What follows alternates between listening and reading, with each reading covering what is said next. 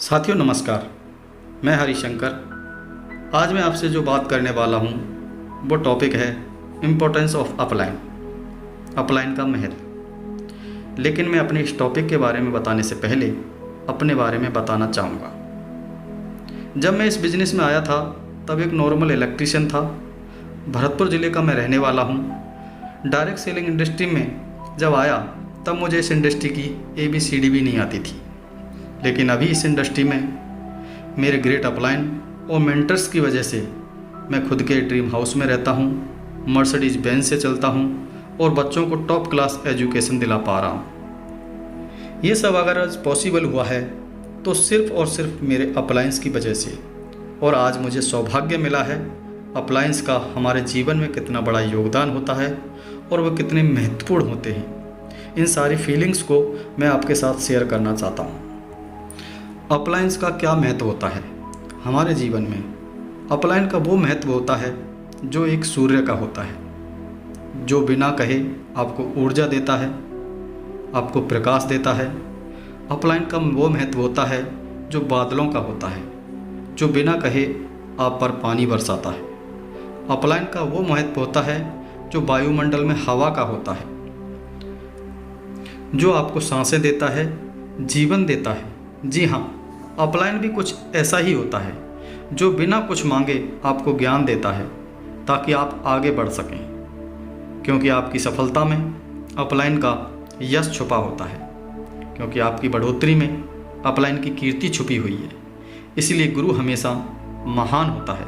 वो कहते हैं ना, गुरु गोविंद दोनों खड़े काके लागू पाए, बलिहारी गुरु आपने गोविंद दियो मिलाए। यानी भगवान को बताने वाले भी गुरु होते हैं और उस गुरु की महिमा अपरंपार है।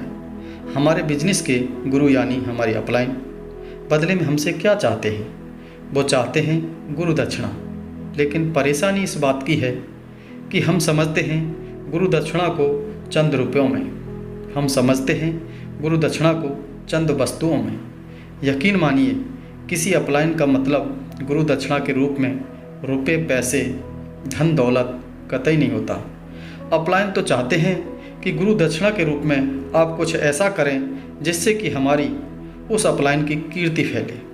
आज आपको ऐसी ही कहानी के माध्यम से समझाना चाहूँगा।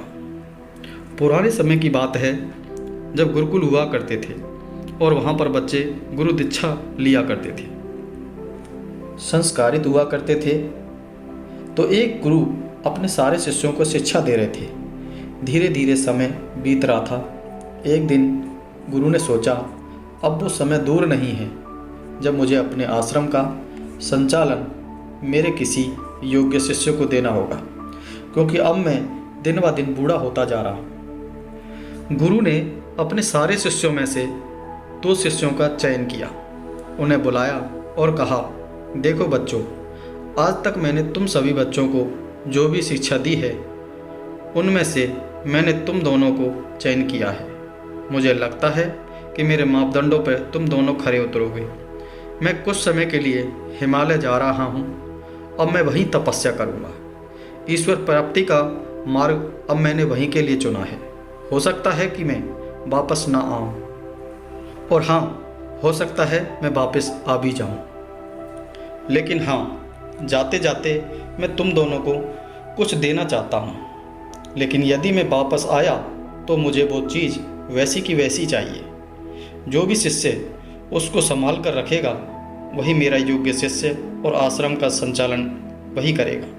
दोनों शिष्य एक दूसरे को देखने लगे और सोचने लगे, गुरुजी आखिर ऐसी क्या चीज़ देने वाले हैं। गुरु ने दोनों पोटलियाँ निकाली और दोनों शिष्यों के हाथ में दी और कहा, ये एक एक मुट्ठी गेहूँ हैं, ये जैसे हैं इतने ही मैं तुमसे वापस लूँगा। याद रखना, इससे कम नहीं होना चाहिए। अब गुरु ने तो गेहूँ दे दिए और गुरुजी चले गए और दोनों शिष्य अपने अपने काम पर लग गए। एक शिष्य जो अपने गुरु को भगवान मानता था, उसने गुरु की दी हुई पोटली को भगवान के स्थान पर रखा और रोजाना उसकी पूजा पाठ करने लगा। दूसरे शिष्य ने कुछ दूसरा रास्ता अपनाया। उसने पोटली से गेहूँ निकाले और आश्रम के पीछे जो खाली खेत था उसमें डाल दिए। समय बीतता गया जब गुरुजी कई वर्ष बाद आए तो उन्होंने अपने दोनों शिष्यों को बुलाया और कहा कि मैंने तुम्हें कुछ गेहूँ दिए थे, अब वो मुझे वापस चाहिए। पहला शिष्य जिसने वो गेहूँ पूजा के स्थान पर रखे थे वो दौड़ कर गया और गेहूँ की पोटली लेकर आया। वो पोटली जैसी गुरु ने दी ज्यों की त्यों रखी हुई थी। गुरु ने उस पोटली को खोला और देखा कि उसमें अधिकांश गेहूँ सड़ चुका था, खराब हो चुका था। गुरु ने पूछा कि तुमने इस पोटली का गेहूँ का क्या किया? शिष्य बोला कि गुरुजी, आपने ही तो कहा था कि ये पोटली मुझे जैसी दे रहा हूँ वैसा ही चाहिए, तो मैंने ये गेहूँ की पोटली पूजा के स्थान पर रख दी थी। अब गुरु ने दूसरे शिष्य से पूछा कि तुम्हारे गेहूँ कहाँ हैं? शिष्य ने कहा, गुरुजी, मैं आपसे क्षमा चाहता हूँ, क्योंकि जो गेहूँ आपने मुझे दिए थे वो मैंने आश्रम के पीछे वाली खाली जगह में बो दिए थे। आइए मैं आपको दिखाता हूँ। और शिष्य गुरु को लेकर गया। जब आश्रम के पीछे गुरु ने देखा, उन्हें गेहूँ की लहलाती हुई फसलें दिखाई दी। गुरु ने पूछा, ये क्या है? शिष्य ने कहा, गुरुजी, आपके गए हुए बहुत समय हो गया था, इसलिए आपने मुझे जो एक मुट्ठी गेहूँ दिए थे वो मैंने इस खाली खेत में डाल दिए थे। वो इतने सारे गेहूँ बन गए, फिर मैंने उन सब को लेकर फिर से फसल बो दी और आज ये स्थिति है। तो गुरु ने इन दोनों शिष्यों को बिठाकर कहा, यही होता है सच्चे ज्ञान का असर। ज्ञान तुम दोनों ने लिया और तुम दोनों ही श्रेष्ठ हो। दोनों ने मेरा कहना भी माना, लेकिन उस ज्ञान का आप किस तरह उपयोग करते हो ये महत्वपूर्ण है। मेरी गुरु दक्षिणा में मुझे कुछ नहीं चाहिए था। मैं तो बस यही देखना चाहता था कि गुरु दक्षिणा के रूप में तुम मुझे क्या देते हो। मैंने तुम्हें इतना ज्ञान दिया, तुमने उस ज्ञान को अपने तक सीमित रखा। उस ज्ञान का क्या हुआ? वो गेहूं के दानों के समान सड़ गया। और दूसरे शिष्य को मैंने जो ज्ञान के रूप में गेहूं दिए थे उसको फैलाया तो वह और बढ़ा और बढ़ता ही गया। तो साथियों, कहने का मतलब यह है, आप समझ ही गए होंगे कि हमारी अपलाइन जो ज्ञान और सीख हमें देते हैं उन्हें खुद तक सीमित रख कर गेहूं के दानों की भांति मत सड़ाइए, बल्कि उन्हें पूरी टीम को फैलाइए। तब वो आगे बढ़ेगा और तब ही नेटवर्क ग्रोथ करेगा। सभी हमारे अप्लायंस की कीर्ति और यश भी बढ़ेगा यदि हमारे दिलों में हमारे अप्लायंस के प्रति सच्चा प्यार, समर्पण। तो इससे अच्छी गुरु दक्षिणा हमारे अप्लायंस के लिए कोई हो नहीं सकती। इससे हमारे स्वयं के ज्ञान का भी विस्तार होगा। साथियों, आपको ये तो पता ही होगा कि बिजनेस में और ज़िंदगी में भी सबसे कठिन प्रश्न है कि करना क्या है और करना कैसे है। यह क्या और कैसे का प्रश्न हर मुकाम पर आता है। कितनी अच्छी बात है कि जो इन प्रश्नों के सुलझा चुके हैं वो हमारे साथ हैं। जी हाँ, मैं बात कर रहा हूँ हमारे ग्रेट अप्लायंस की। ज़िंदगी में ऐसा कोई काम नहीं जिसमें कठिनाई या समस्या नहीं। जब हम कोई बड़ा काम करने वाले होते हैं तब उसमें चुनौतियाँ भी बड़ी आती हैं, लेकिन यदि हमने अपने पिता रूपी अपलायन का हाथ थाम रखा है तो वो इन मुश्किलों और बाधाओं से हम आसानी से पार करवा देंगे और हमें सफलता के लिए प्रेरित करेंगे। यदि आप इस बिज़नेस में टाइम पास के लिए आए हैं तो फिर आप गलत जगह आ गए हैं। लेकिन आप अपने परिवार की दशा और दिशा बदलना चाहते हैं, ज़िंदगी में कुछ बड़ा हासिल करना चाहते हैं, सिंगल माइंड रहकर काम कर सकते हैं, तो बधाई हो, आपके लिए ये बिजनेस आपके लिए ही है। जैसे एक छोटे बालक को इस संसार में लाने के लिए माता पिता की अहम भूमिका होती है, वो छोटा बालक बिना अपने माता पिता के इस संसार में संघर्ष नहीं कर पाता है। उसे अपने जीवन में आगे बढ़ने के लिए माता पिता की आवश्यकता होती है। ठीक उसी प्रकार हमारे बिजनेस में भी हमें आगे बढ़ने के लिए हमारे माता पिता रूपी अपलाइन की हर मोड़ पे ज़रूरत होती है। अपलाइन के लिए हमारे दिलों में उतनी ही आस्था होनी चाहिए जितनी कि हनुमान जी के दिल में श्री राम के प्रति है। हमारी अपलाइन का भी हमारे जीवन में उतना ही महत्व है जितना हनुमान जी के लिए श्री राम का। दोस्तों, मैं अगर अपलाइन के बारे में एक लाइन में बात करूं तो अपलाइन इज लाइफ लाइन।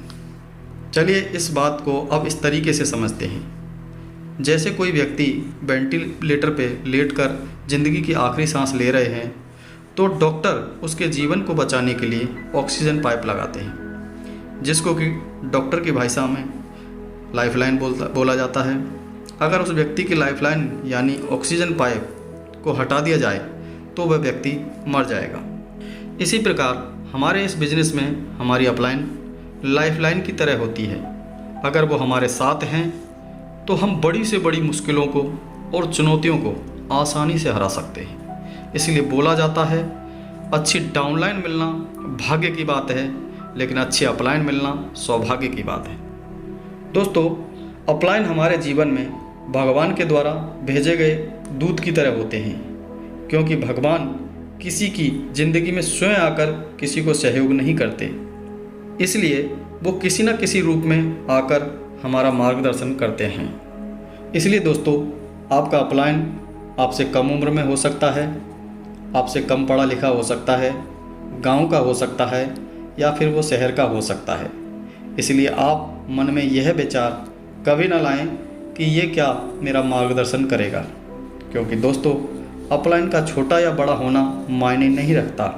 मायने ये रखता है कि इस क्षेत्र में उनका अनुभव आपसे ज़्यादा है। अगर अपलाइन आपसे एक दिन पहले जुड़ा है तो आपसे एक दिन ज़्यादा का उनको तजुर्बा होता है, क्योंकि दोस्तों जब आप इस बिज़नेस में आते हैं तब ना तो आपको विश्वास होता है, ना आपके घर वालों को आप पर विश्वास होता है, और ना ही लोगों को आप पर भरोसा होता है। लेकिन एक शख्सियत ऐसी होती है जिसको आप पर विश्वास होता है, और वो होती है हमारी ग्रेट अपलाइन। हमारी अपलाइन तब हम पर भरोसा करती है जब हमारे साथ कोई नहीं होता, और विश्वास दिलाती है कि हम भी डायमंड बन सकते हैं। अपलाइन ही है दोस्तों जो हमारे भीतर छुपी हुई प्रतिभाओं को निकालकर हमें सफलता के शिखर तक पहुंचाती है। इसलिए दोस्तों अपलाइन कभी भी कोई ख़राब नहीं होती है। अपलाइन अच्छी होती है या बहुत अच्छी होती है। इसलिए साथियों, मैं आपको एक बात ज़रूर बताना चाहूँगा, जिस व्यक्ति के दिल में अपलाइन के प्रति सम्मान या श्रद्धा नहीं होती है, उसकी डाउनलाइन भी कभी उसके प्रति सम्मान नहीं रखेगी, क्योंकि दोस्तों नेटवर्क मार्केटिंग बिजनेस डुप्लीकेशन का है। मैंने अपने इस समय में ऐसे बहुत सारे लोगों को देखा है जो अपलाइन से छोटी छोटी बातों पर उनका सम्मान नहीं करते, उनसे लड़ते झगड़ते रहते हैं। मैं उन लोगों के बारे में इतना कहूँगा कि वो अपने लिए खड्डा खुद खोद रहे हैं। साथियों, अगर आपको जीवन में वास्तविक सफलता चाहिए तो एक बात ज़रूर याद रखें, हमारे बिजनेस में अपलाइन कुछ गिनती के ही होते हैं, लेकिन डाउनलाइन बहुत सारी होती है। अगर हमारे पास हमारी अपलाइन हमारे पास है तो हमें घबराने की ज़रूरत नहीं, क्योंकि अपलाइन अगर हमारे साथ है तो हम फिर दोबारा से लाखों लोगों को अपने साथ ला सकते हैं, या इस बात को मैं ऐसे कहूँ कि हम बार बार गिर के भी दोबारा खड़े हो सकते हैं। हमारे जीवन में हमारे मेंटर्स का होना वरदान होता है, क्योंकि वो अगर हमारे साथ हैं तो वो समस्याओं को आने से पहले ही भांप लेते हैं, और हमें उन आने वाली समस्याओं को पहले ही अवगत करा देते हैं। उनका अनुभव हमारे जीवन में बहुत कारगर होता है। इसलिए बिजनेस से जुड़ी हर घटना, हर गतिविधि के लिए अपलाइन के संपर्क में रहना आवश्यक है, बल्कि जीवन की हर गतिविधि की सलाह भी अपलाइन से लें, क्योंकि वो हमसे आगे हैं। उन्होंने भी आपकी और हमारी तरह जीवन में समस्याओं का सामना किया है। सबसे बड़ी बात, उनका हित हमारे हित से ही जुड़ा है, इसलिए वो हर उस अवरोध को हमारे रास्ते से हटा देंगे या फिर उनसे पार जाने का रास्ता बता देंगे। अगर हम उनसे संपर्क में रहेंगे तो बिजनेस से जुड़े हर अनुभव भी हमें समय समय पे मिलते रहेंगे, और अगर हम समर्पित रहेंगे तो समस्या का हल भी तुरंत मिल जाएगा। इसलिए साथियों, सिस्टम से जुड़ी हुई हर गतिविधियों की जानकारी भी उनको हमारी पता होनी चाहिए, जिससे वो हमें सही समय पे सही सलाह भी दे सकें। साथियों, जैसे जैसे हमारा ग्रुप बढ़ता है, हमें सलाह और मशवरे की अधिक ज़रूरत पड़ती है। साथियों, जीवन में जब भी कोई समस्या या अवरोध आता है, अपलाइन के अनुभव से सीखकर हम उसे पार पहुंच सकते हैं। इसके लिए एक महान वैज्ञानिक एल्बर्ट आइंस्टाइन ने बहुत ही महत्वपूर्ण बात कही है।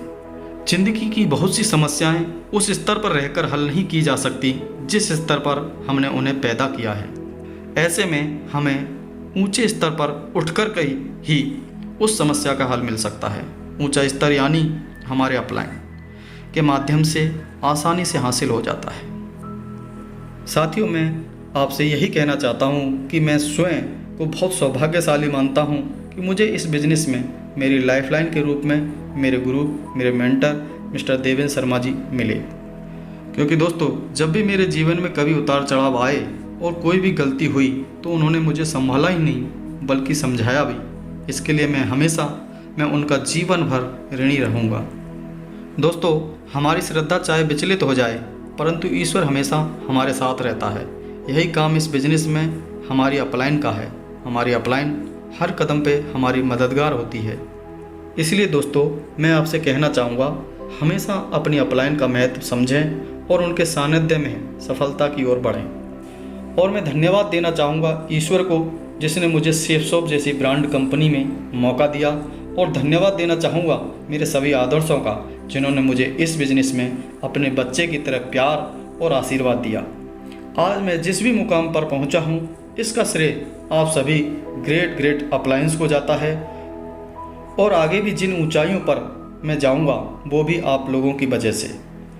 कोटि कोटि धन्यवाद आप सभी अपलायंस का। Thank you very much. Wish you all the best.